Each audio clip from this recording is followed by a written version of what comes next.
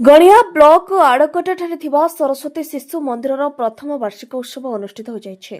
वरिष्ठ शिक्षाविद कुलमणि बारिक सभापतित्वरे अनुष्ठित उक्त सभारे मुख्य अतिथि भावे ब्लॉक अध्यक्षा झुना जेना जोग दैथिबा बेले सम्मानित अतिथि भावे बनवाली बारिक महाविद्यालयर अध्यक्ष संजय कुमार पंडा, सरपंच सुभाषिनी बारिक, मुख्य वक्ता भावे भारतीय शिक्षा विकास संस्थान जिला प्रमुख श्रीधर साहू, सरस्वती शिशु मंदिरर संपादक तथा प्रधान आचार्य कालंदी चरण साहू प्रमुख मंचासीन थिले। महाप्रभुଙ୍କୁ पुष्पमाल्य अर्पण करी कार्यक्रम शुभारंभ करा जायतिला।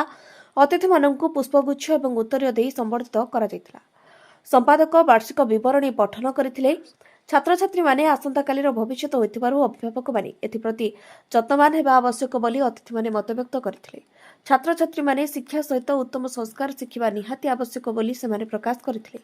छात्र छात्री माननଙ୍କୁ मध्यरे विभिन्न प्रतियोगिता कराई कृति प्रतियोगी माननଙ୍କୁ पुरस्कार बंटन करा जायतिला।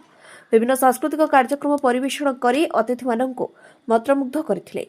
विद्यालयर समस्त शिक्षक शिक्षयित्री ଏହି କାର୍ଯ୍ୟକ୍ରମରେ ସମ୍ପୂର୍ଣ୍ଣ ସହଯୋଗ କରିଥିଲେ। ବ୍ୟୁରୋ ରିପୋର୍ଟ ମଣିଭଦ୍ରା ଖବର। ଆପଣମାନଙ୍କର ସ୍ନେହ ଶ୍ରଦ୍ଧା ଏବଂ ଭଲ ପାଇବାକୁ ପାଥେୟ କରି ମଣିଭଦ୍ରା ଖବର ୟୁଟ୍ୟୁବ୍ ଫେସବୁକ୍ ଏବଂ ପୋର୍ଟାଲରେ ତାର ସଫଳତା ବଜାୟ ରଖିଛି। ଏହାକୁ ଆହୁରି ଲୋକପ୍ରିୟ କରିବାକୁ ଇ ପେପରର ଶୁଭାରମ୍ଭ ମଧ୍ୟ କରାଯାଇଛି। ଆମକୁ ଏହିଭଳି ପ୍ରେରଣା ଏବଂ ସହଯୋଗ ଯୋଗାଇବା ସହିତ ଲାଇକ୍, ସେୟାର ଏବଂ ସବସ୍କ୍ରାଇବ୍ କରନ୍ତୁ। ମଣିଭଦ୍ରା ଖବର, ସମ୍ପର୍କ ଜନତାର।